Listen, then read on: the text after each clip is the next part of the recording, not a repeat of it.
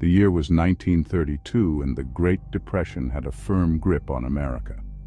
Deep in the Kentucky countryside, Black Hollow Farm stood as a decaying relic of better days long past.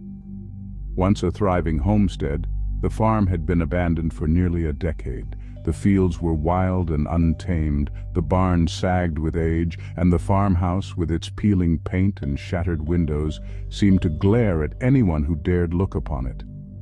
Locals believed the land was cursed, a place where darkness clung to the very soil.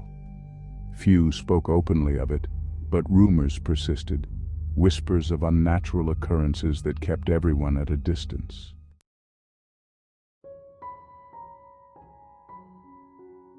For the Stokes family, however, desperation made them blind to the warnings. John Stokes, a farmer battered by bad luck and poverty, traveled with his wife, Margaret, and their young daughter, Clara, in search of work and a place to rest. After weeks of hardship, they came upon Black Hollow Farm. The property was isolated, far from any town, and seemingly abandoned. Driven by exhaustion and a lack of options, John decided they could stay there, at least for a few days. He assured his wife that it would only be temporary, a stopover until they figured out their next move. Margaret, too tired to argue, agreed, but the little girl seemed uneasy, her eyes wide as she looked up at the crumbling structure. The family moved into the least decrepit room of the farmhouse, huddling together on the floor for warmth. The first night, Clara muttered in her sleep, repeating the same unsettling phrase, "He's coming, he's coming."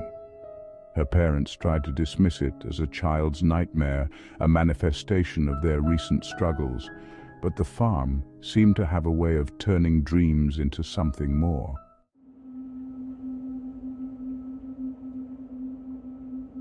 Over the next few days, strange occurrences began to unfold. John would secure the barn door at night only to find it wide open by morning. Footprints appeared in the mud around the house, large, deep impressions that did not match any of theirs. And then there were the whispers, low, almost inaudible murmurs that seemed to seep from the walls, rising and falling like the wind, but never quite natural. Margaret felt a presence watching her whenever she glanced out the windows. Clara became more withdrawn, spending hours drawing strange symbols in the dirt outside. When asked, she would only say that the tall man liked them.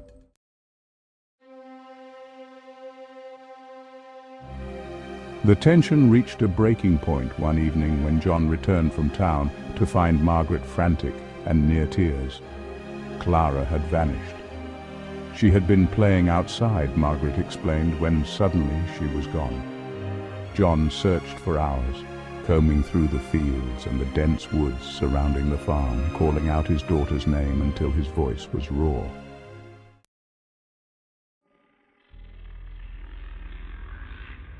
As the sun dipped below the horizon, he noticed something in the shadows, a tall, dark figure standing among the trees, unnaturally still. The figure's face was hidden in darkness, but there was no mistaking it was staring directly at him. When John turned to call Margaret over, the figure seemed to dissolve back into the night. The next day, John visited a nearby town to ask if anyone knew anything about the farm. An elderly shopkeeper told him a chilling story. Black Hollow Farm was said to be haunted by the spirit of a man who went mad many years ago. A bootlegger who had killed his own family and then hanged himself in the barn. Since then, people who stayed there spoke of the tall man, a figure roaming the woods, always searching, always watching. Those who disappeared after seeing him were never found.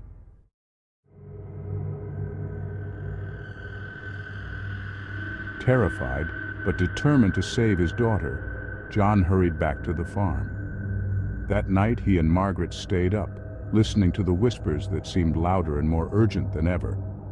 Then, just past midnight, they heard it. Clara's voice, distant but unmistakable, calling out for help. John grabbed a lantern and a shotgun and rushed outside, following the sound into the dark woods. The whispers grew louder, almost frantic, as if urging him away from something. Finally, he saw her, Clara, standing at the edge of the tree line. She faced away from him, staring into the dense shadows. As John got closer, he saw the tall man again, standing just a few feet away from Clara. This time, the figure's eyes glowed faintly. Two dim, hollow lights that pierced through the darkness. John's heart pounded as he stood frozen, knowing that this figure was not of this world.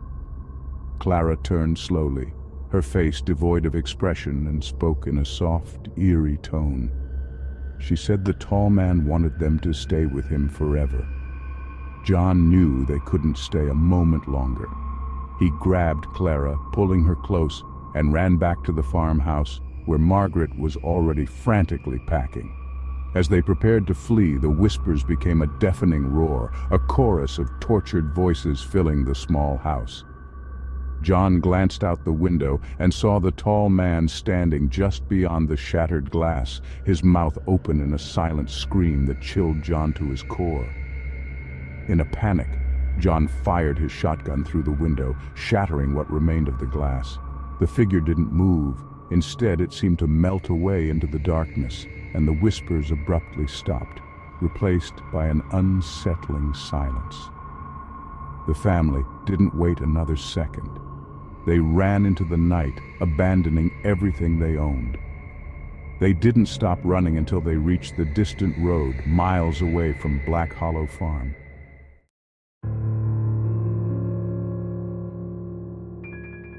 As dawn broke, John looked back one last time. Far off on the hill near the farmhouse, he saw him, the tall man, still watching. The Stokes family never returned to Black Hollow Farm, and no one else dared to either. The story of what happened to them became just another chapter in the dark legend of the farm, a place where shadows seemed to have a life of their own, and where the past was never truly at rest. Years later, Clara would be asked about what happened there. She would only say, "He's still there, waiting for the next family who doesn't know better." To this day, Black Hollow Farm stands empty, an abandoned monument to the past. But for those who listen closely on a quiet night, the whispers of the tall man can still be heard, drifting through the Kentucky hills.